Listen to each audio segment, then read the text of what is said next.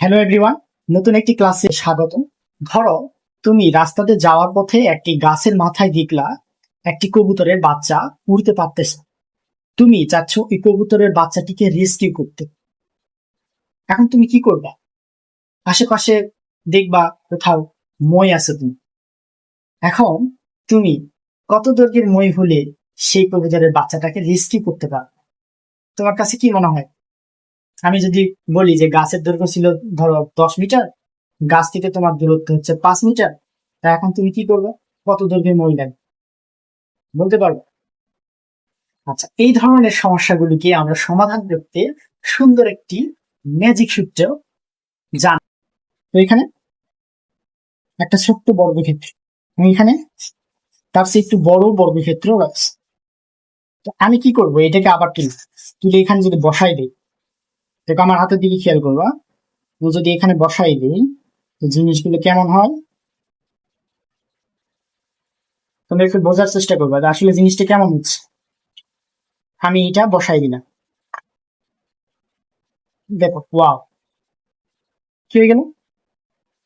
এখানে যে ব্লকটা ছিল এবং এখানের যে ব্লকটা ছিল, দুইটাকে আমরা এখানে সঠিকভাবে স্থাপন করতে সক্ষম হয়েছি। তার মানে কি দেখা গেছে? এই যে মাঝে একটি রয়েছে ত্রিভুজ, তোমরা বলো তো ত্রিভুজটির নাম কি? অবশ্যই এটি একটি সমকোণী ত্রিভুজ। এবং এটি একটি, কেন এটা এটা কেন সমকোণী ত্রিভুজ? কারণ এইটি হচ্ছে 90 ডিগ্রি, অপর 90 ডিগ্রির অপর যে বাহুটি রয়েছে এটি একটা অতিভুজ, এবং অপর যে দুই বাহু তার একটি লম্ব এবং একটি ভূমি। তাহলে পিথাগোরাস কি বলছেন? যে অতিভুজের উপর অঙ্কিত বর্গক্ষেত্রের ক্ষেত্রফল, দেখেন তো আমরা কি দেখতে পাচ্ছি এখানে, এই যে পিথাগোরাসের উপপাদ্য অনুসারে অতিভুজের উপর একটি বর্গক্ষেত্র, অপর দুই বাহু তার উপর অঙ্কিত বর্গক্ষেত্রের ক্ষেত্রফলের যোগফল করলে যা হয় এইটা পুরাটা একটা। কারণ এরা দুইজন মিলে যে ক্ষেত্রফল হয় এই একাই হচ্ছে সেটা। এইটাই তিনি বলার চেষ্টা করছেন। এইটা হচ্ছে একটি সমকোণী ত্রিভুজ এবং তিনি বলছেন যে এইটার উপর অঙ্কিত বর্গক্ষেত্রের ক্ষেত্রফল অপর যে দুইটি বাহু রয়েছে তাদের বর্গক্ষেত্রের ক্ষেত্রফলের সমষ্টি সমান। এইটা আমরা এতক্ষণ দেখলাম। তো আমি যদি নাম দেই যে অতিভুজটি হচ্ছে সি, এই বাহুটিকে এ, এই বাহুটিকে বি দিলাম, তাহলে বলতো এই ক্ষেত্রটি, এটা একটু আয়তক্ষেত্র হচ্ছে, আমি যদি একটু বড় করি এরকম না, তো এটা কি হয়? সি স্কোয়ার, এবং এটা হয় এ স্কোয়ার, এবং এটা হয় বি স্কোয়ার। তো আসো আমরা যে জিনিসটা পাইলাম এখান থেকে, সি স্কোয়ার ইকুয়ালস টু হয় এ স্কোয়ার প্লাস বি স্কোয়ার। এইটাই হচ্ছে মূলত পিথাগোরাসের উপপাদ্য। এখন আমি সেই কবুতরের বাচ্চাটিকে পারতে গিয়ে কতটুকু দৈর্ঘ্যের মই লাগবে আমার, সেটা আমি এখন মাপতে পারবো কিভাবে?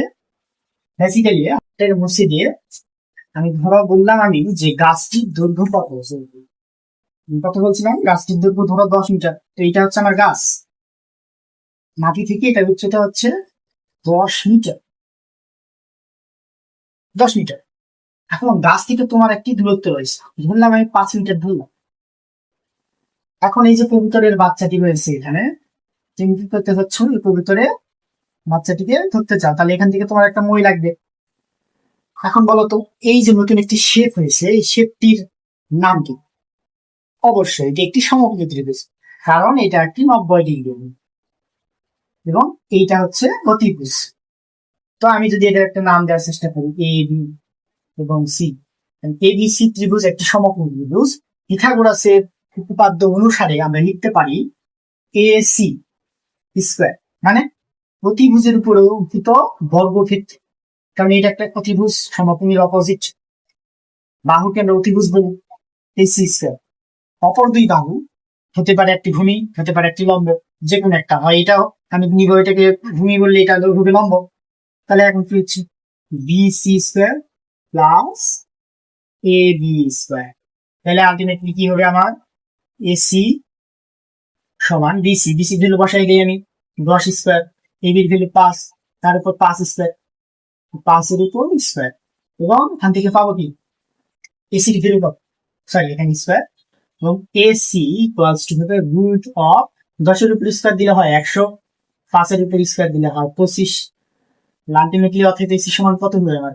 এসি সমান আসবে 125, 125 রুট অফ 125 মিটার। এইটাই হচ্ছে মূলত আমার কি সেই মইটির দৈর্ঘ্য। দেখো তুমি জানতে পারলা যে মইটির দৈর্ঘ্য কত হবে। তুমি এখন কি করবা, তোমার মন মতো বা তোমার যে যতটুকু লাগবে সেই পরিমাণ মইটি ইউজ করে তুমি বাচ্চাটিকে সুন্দর মতো রেস্কিউ করতে পারবা। এইটাই হচ্ছে মূলত আমাদের পিথাগোরাসের উপপাদ্যের বিশেষত। এখন আসো আমরা সাপোজ ধরো এরকম একটি অ্যাসাইনমেন্ট তোমাদের যদি আমি দেই বাসায়, তোমরা এটা বাসায় প্র্যাকটিস করবে। কিরকম, সাপোজ ধরো একটি গাছ, এটা হচ্ছে গাছটি এরকম একটি গাছ এখানে ছিল, দাঁড়াই ছিল। তো ধরো এই যে এখন কি মাস চলতেছে, কালবৈশাখী ঝড়, ঝড়। তো এই কালবৈশাখীতে কি হচ্ছে, ধরো গাছটা ভেঙে গেছে, গাছটি এই বরাবর ভেঙে গেছে। এখন তুমি গাছের নিচে রেস্ট নিচ্ছিল, হঠাৎ করে তুমি এখানে দাঁড়ায় আছো, এখন তুমি দাঁড়ায় আছি তোমার স্থান এখানে। এখন কথা হচ্ছে এই গাছটি ভেঙে পড়লে তোমার উপর পড়বে কি না, এই গাছটি তোমার উপর পড়বে কি না, তুমি কিভাবে করবে? এখন গাছটির দৈর্ঘ্য আমি দিয়ে দিলাম ধরো 20 মিটার, গাছ হতে তোমার দূরত্ব হচ্ছে ধরো 10 মিটার, হ্যাঁ, আর যে ভেঙে গেছে এতটুকু হচ্ছে তোমার 15 মিটার। এখন কথা হচ্ছে তুমি এই যে ডালটা ভেঙে যাবে, তুমি এই ডালের আঘাত থেকে কি নিজেকে রক্ষা করতে পারবা কি না?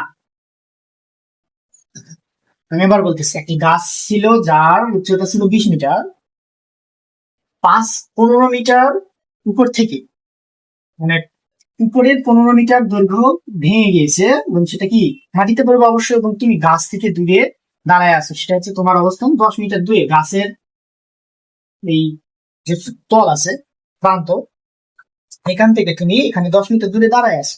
এখন কথা হচ্ছে এই ডালটি কি তোমার মাথায় পড়বে কি? তো পিথাগোরাসের উপপাদ্য দিয়ে তোমরা এটা নিজে নিজে বাসায় প্র্যাকটিস করার চেষ্টা করবা। আমি একটু হিন্টস দেই, গাছটি যদি পড়ে, ধরে নিলাম গাছটি পড়বে, তো এখান থেকে একটি দূরত্ব আছে না, যদি এই দূরত্ব, এই যে ভাঙা অংশের দৈর্ঘ্য আর ইমোটিভিউজ যদি সমান হয়, তাহলে ধরে নিবা তোমার উপরে পড়বে, আর যদি সমান না হয়, ছোট হয়, তার মানে কি আগে পড়বে। এইটা হচ্ছে হিন্টস, তোমরা এখন বাড়িতে এটা প্র্যাকটিস করবা। ধন্যবাদ, এই পর্যন্ত।